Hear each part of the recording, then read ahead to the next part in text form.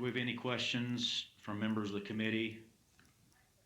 Representative Marzian has a comment.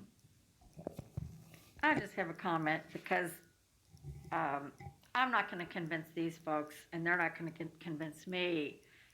But I think wearing a mask is such a small measure for our Commonwealth and our citizens to protect each other.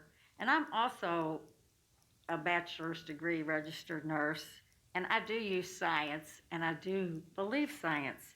But the one woman said that we have not passed this way before is totally incorrect, because there was a Spanish flu epidemic in 1918 where masks were worn because of fear and for death. We've had 200,000 people die in this country.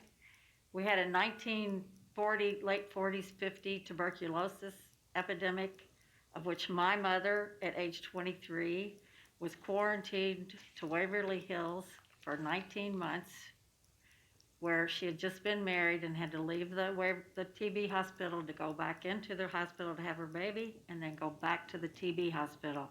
My grandmother was there at the same time and died.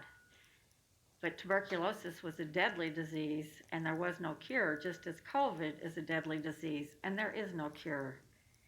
So I don't believe our children are being abused. I have grandchildren.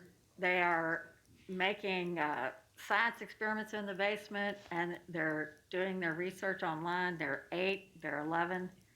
And if we can protect kids and families and each other, we need to do this. Thank you, Mr. Chair. You are welcome.